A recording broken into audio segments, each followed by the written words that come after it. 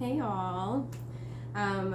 So I finished another book, as I do. I'm in a different location. Not really, because where I normally sit is just like right there. But you can't see it, so and I'm also on a new phone, but honestly I think it has the same camera as my old phone, so I highly doubt that there is a noticeable difference. But if there is, for future self, that's why. This is the first one on the new phone. Yeah. So I finished another book, which is the only reason I ever film on here. And it was this one. It was The Magician King, which is the second book in the Magician series. Sorry, I'm getting over a cold, so I'm trying not to cough or anything, but my throat does get a little scratchy. It probably sounds a little bit different than usual, but what can you do? And I'm also baking banana bread, and I realized I should film this while I have the chance before I forget, but I'm also not done doing this, so we're multitasking this evening. It's a Friday, so no complaints coming from me, that's for sure. I love a good Friday. Well, no complaints about the day, but let's talk about the book. So, I already did my little review of The Magician, so the first book in the series, and I wasn't the biggest fan. I had some pros, I had some cons, and what I'm now realizing, because I almost never look up books before I read them, I don't really like to go into a book with expectations, so I did not know that it's a little bit divisive, so I'm not the only one who felt the way I did, which, that's not a shocker, but it is kind of validating, I suppose. Also, I'm very much making this recipe, so, don't come for me. I know that wasn't a proper measure. We're doing it by feel. Anyway, there's some validation there in that other people kind of saw some of the same things that I did. Whenever I just Googled the book, I didn't see any of that. I actually didn't realize that that was the case until I was on Goodreads, just kind of looking around and saw some of the reviews and realized, okay, this is divisive. And it is just true for the second book. So I'll do what I usually do. I'll give a high level, no spoiler review, and then we'll talk details. So, no spoilers yet. There's good and there's bad. There's always going to be good and bad, but overall, I like the world. I like what the author is trying to do, but I'm not sold on him as an author. There's no nice way to put it. I know some of the reviews are talking about oh, he's a master because it's ironic, and there's built-in irony and sarcasm within the characters because of these archetypes, and I get it, okay? I see that. I see where you might be intrigued or pleased by that, but no, I just don't think it's executed that well. And there are elements to the story, and to me what it comes down to, my biggest complaints are, it feels like the writer is writing in an area that he himself doesn't fully understand to the level that you would need to effectively write about it. So for me, I found myself questioning the integrity of it whenever I was reading parts about Julia, and that's a very large part of the book. So with that being said, if you liked the first book and you didn't have a problem with it, everything was exciting to you, you enjoyed the story, then I think you'll like this book. So go for it. But if you had some of the same reservations that I did, then this book probably isn't going to solve any of that for you. It actually will probably make it worse. So really, it's consistent, at least. There's that. And I will give props in that it doesn't remain in the same environment per se. So I mean, like, you're still in Fillory in the real world, but like a lot of books remain within that environment of like school or like the university, whatever. This one doesn't do that. It does kind of like face some of those questions of like what happens after school, what happens in the real world, or the fantastical, magical Fillory world, whatever way you want to put it. So that's like a bonus, and like, you know, give credit where credit's due. Like, it's a fun story. Fun might not be the right word given some, you know, towards the end, but overall the rest of it is a fun story. I just have some complaints. So with that being said, let's dive into spoiler territory. If you haven't read the book yet and you intend to read the book and you don't want spoilers, then like, here's your sign. Time to click away. So hopefully you're gone if you don't want spoilers by now. I'll take a sip of coffee for you. Okay. Here's the thing. I had a really difficult time, and this isn't something that I saw in comments on Goodreads or anything, so maybe I'm just misled on this point. But I had a difficult time with the writer's portrayal of Julia, but not just Julia in and of herself. It was more like the portrayals of depression and like her mental struggles, which like totally valid, but none of it really felt that realistic to me. Like, when I was reading it, I didn't believe that the author really knew, and like, that's not a bad thing, I suppose, to like not have struggled with mental issues. So fair enough there, but for me it was difficult reading it to really like invest in that as the storyline and as like what happened whenever it didn't feel realistic to me. And I don't know, I mean, I would almost say it's like in the details. Like, I wouldn't point at the overarching story and say, oh no, that couldn't happen, or oh no, like they wouldn't feel that way, because like sure they would, and like anyone could feel anyway. The human mind is unpredictable and it's not right or wrong.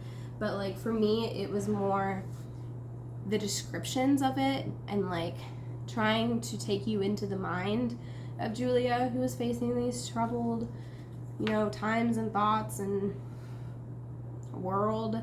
And to me, it wasn't believable. It didn't feel real. So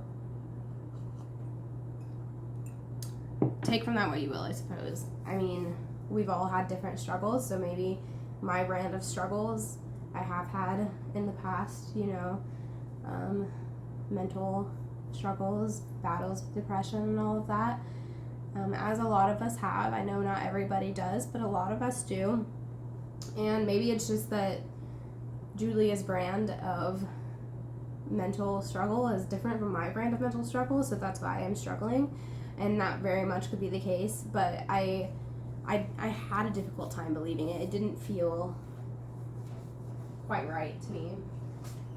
So that's one note, and I won't go too far into that because I don't want to like offend anybody or really get into any of that, because I know it can be a touchy subject for legitimate reasons, of course. So we'll kind of leave that there. But that's where I stand on that, I suppose. And then the other thing, okay, two other things. One other thing, that I don't really consider myself to be like a big feminist. I'm not like against women, of course, but I'm also not like particularly vocal in that way. I don't feel the need to be. I don't feel quite as wronged as I think a lot of others have, and I don't want to get into that either because it's another topic that a lot of people are very passionate about for good reason. So like, more power to you. It's just like we all have our, it's like a pick your battle thing to me. and that's like not the battle that I'm picking. I have enough battles. So I'm not like the most versed in that world, but I have a lot of friends who are very passionate about it, and I totally respect that. And you know, I love following along their journeys and encouraging where I can. So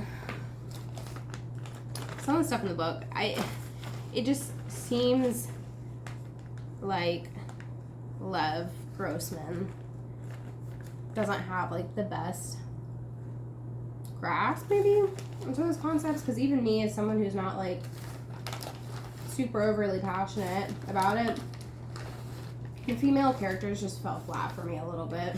The motivations didn't seem quite right. Some of the comments, it would just be like little things. They'd be like having a casual conversation, and then it would be something that like one of the female characters would say, and I would immediately just be like, that sounds to me like what a guy thinks a girl would say, but like not what an actual girl would say. Like it just feels like, it sounds so silly. It felt like the female perspective as told through the male perspective. So like, I don't know, sue me, but I don't really love that. It wasn't my favorite. And the whole book's not like that per se, but there were enough moments in it that caught me off guard like that, where I was like, man, like, I don't know if we just needed like a different, like an editor to read through and be like, hey, what about these lines? Maybe let's not. Or just like a friend who's like more in that perspective. And you know, for that matter, maybe they did, maybe I'm just completely out of base. It wouldn't be the first time, right? So like, I guess tell me if you feel differently and think I'm just being like off the wall, but that's how I felt. And then the last thing, let's talk about it. Getting my banana loaf pan. So don't mind me, just a floating voice.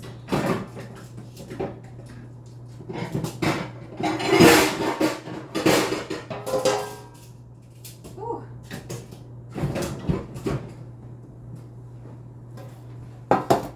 We love apartment cabinets. There's nowhere to store anything, so it's always a bit of a mess.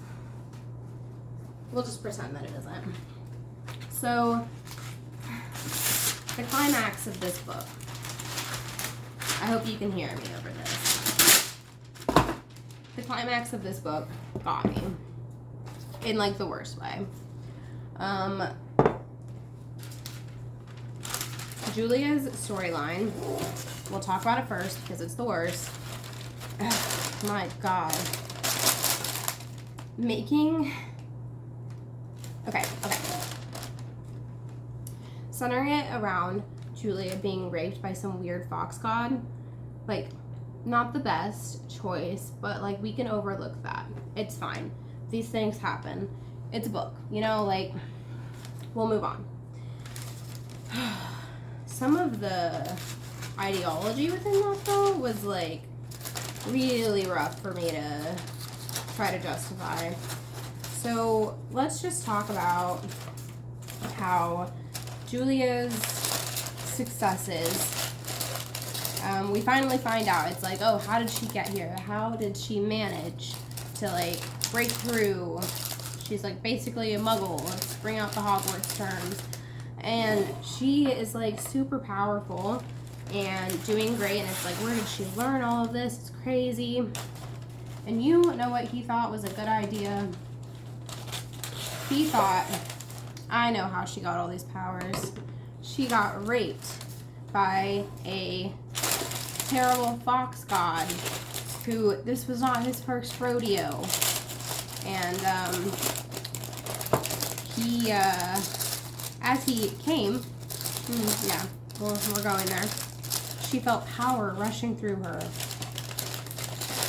And it was terrible. Didn't want to feel any good, but it also felt wonderful. And like, excuse me? Like, kindly buzz off with that? Like, that is so not okay. And like, maybe you're trying to break stereotypes and archetypes and all of that. And like, cool. Good for you. That is not the way. Like, portraying, like, the brutal murder part, whatever. Like, I don't it happens. Like, that's fine. You know, honestly, like, people die in stories and in life, and it is what it is, and that's fine.